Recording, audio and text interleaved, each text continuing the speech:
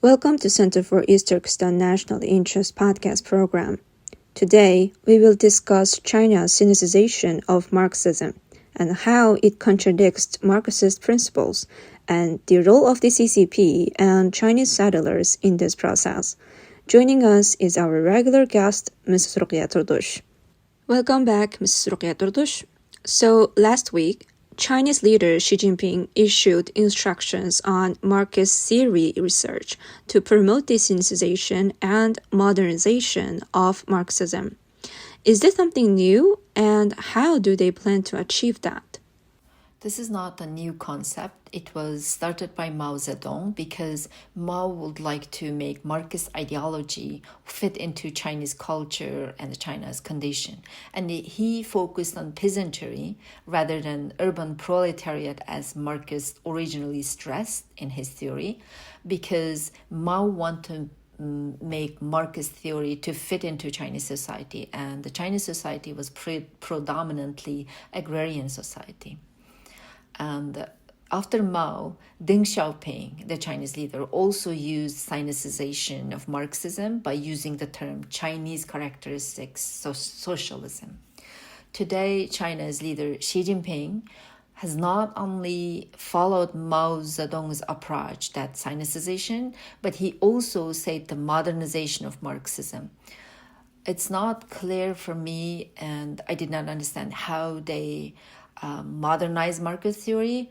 Probably, I think what he said means is to make Marxism more adaptable or fit into the needs of rapidly developing world today. Everyone knows that Marxism views labor as central to the production of value. But today's modern robot automation and artificial intelligence significantly reduce the need for human labor in many sectors. So Marxist critique about the capital's extract surplus value from workers will be outdated, and it's useless because machines perform much of the work. And the machine will perform maybe most of the work, all of the work very soon. And if we talk about the Sinicization of Marxism, it has already targeted and implemented at colonized regions within China since many years, such as East Turkestan, Tibet, and the Mongolia, following the China's invasion.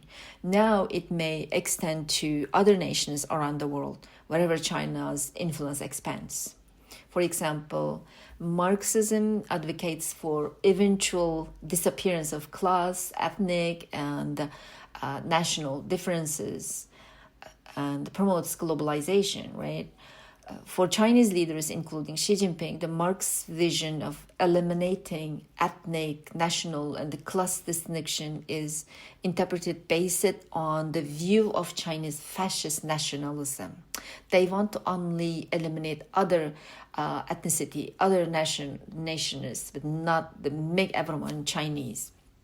So they don't care Chinese and other ethnicities class difference. Chinese has to be super nation and others has to bow to China and the Chinese nation. In their view, the disappearance of these differences would result in, I can say, everyone assimilating into unified Chinese identity.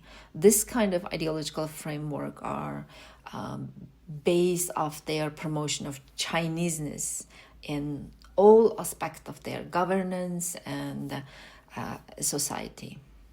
Thank you for explaining that, Ms. Ruqya Turdush. Now, is there any contradiction between Marxism and China's current government policies? If so, how could they promote the Sinicization of Marxism? Thank you.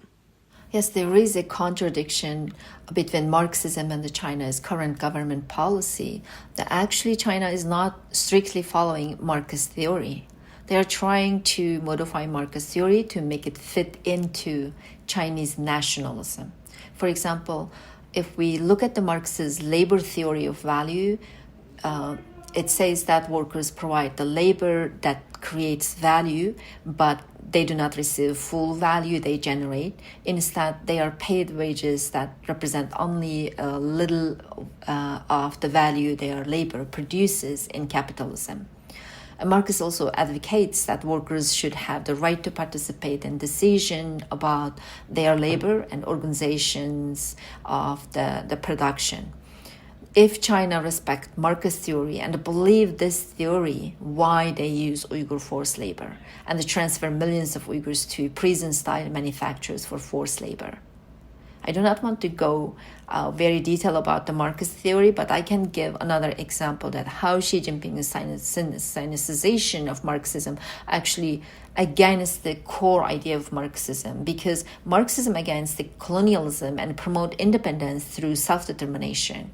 Right? However, China not only colonized East Turkestan and Tibet, but they also strongly against independence of East Turkestan, Tibet, and Taiwan.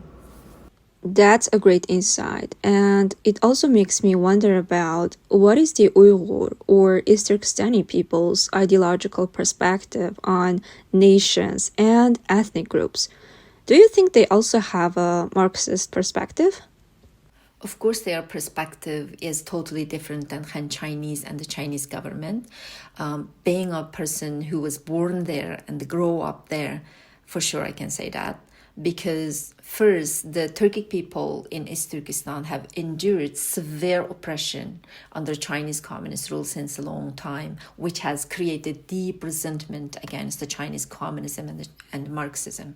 Second, the Uyghur nationalism and other Turkic people's nationalism in East Turkestan against China is driven by a desire for freedom, yearning for freedom, not because of ambition for dominance over other nations or being supreme nation. This stands in contrast to the Chinese nationalism that emerged response to their historical humiliation during Western invasion that make them want to be super nation. Besides, Uyghurs believe in Islam, and this religion promote equality of every human being in front of the God, and racism can be seen as a sin in Islam. That's why, unlike Chinese settlers, Turkic people in East Turkestan respect ethnic diversity, equality, and against the racism. You said that Uyghurs respect ethnic diversity. If one day East Turkestan becomes an independent nation, how will they treat Han Chinese people in East Turkestan? Okay, let me tell you in this way. We had only 5.4% Han Chinese population in 1949 before China's invasion. And right now, almost 50% of our population are Han Chinese. That all of them are Chinese settlers, came under the Chinese government's migration policy. These Chinese settlers who entered in East Turkestan considered to be invaders and a symbol of colonialism and oppression. So I'm afraid that if East Turkestan become independent in the future, these Chinese settlers could face a fate similar to that of French settlers in Algeria. For example, you may read somewhere or heard from somewhere about Pied Noir. The Pied Noir is referred to those French colonizers who settled in Algeria and controlled wealth, land, and business when Algeria was colonized.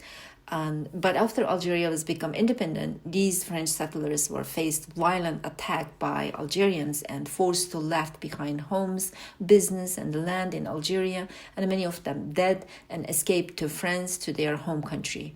But when they arrived in France, they were discriminated and treated as an outsider. So I think Chinese settlers in East Turkestan should get lesson from Pied Noir, and they must leave from East Turkestan and should not come and settle down in East Turkestan, actually. They should know that the world will change and no empire lasts forever. The Chinese empire too. They're not going to be lost forever in East Turkestan. A day may come when they face the consequences of their actions. Thank you, but don't you think what you just said contradicts the East Turkestani people's national perspective on ethnic diversity and equality? No, it's not, because I'm not against entire Han Chinese people. I respect them. But we must against those Chinese settlers that politically and economically dominating Turkic people in East Turkestan. Those Chinese settlers who bake it with their government oppressing Uyghurs are not innocent. Isn't true that most of the beautiful Uyghur homes were confiscated by the Chinese government and given to these Chinese settlers after the millions of Uyghurs were arrested for, detained for re-education camps? Isn't true that Uyghur farmers were forced to work as a slave, or sent to Hashar, actually the forced labor, and forced to abandon their land, and their land confiscated by the Chinese government and distributed to Bingtuan and distributed to the Chinese settlers? Actually, Chinese settlers, baked by the Chinese government, oppress Uyghurs everywhere in East Turkestan. Just last week, I saw one of the video posted in Douyin by one of the Chinese settler. And in that video, 2 Chinese settlers in East Turkestan refused to let a Uyghur woman pass through a public village road, a small street, because she was riding her sheep. They don't allow her to ride her sheep in this street. Not only do they deny her access to this small public street, but they also forcefully taken one of her sheep as a payment for using the road. A Uyghur woman challenges them in the video saying, "You came here and they took over our farmland and now you claim even this road belongs to you. This road is public. It does not belong to you. I don't want to give my sheep to you." But they didn't want to give back to her, and they look violent and they're screaming at her at the video. This is only one example. To those who insist that this is solely about opposing the CCP, not Chinese settlers, they should think about how these Chinese settlers are complicit. They are the direct beneficiaries of the Chinese government's colonial policies. It's very clear. So how could we still separate the settler population, the settler Chinese population, from the system that empowers them? Thank you so much. So everyone, that's all for today's discussion. Thank you for listening, and special thanks to our guest, Ruqya Trudush, for sharing her insights. Stay tuned for our next episode.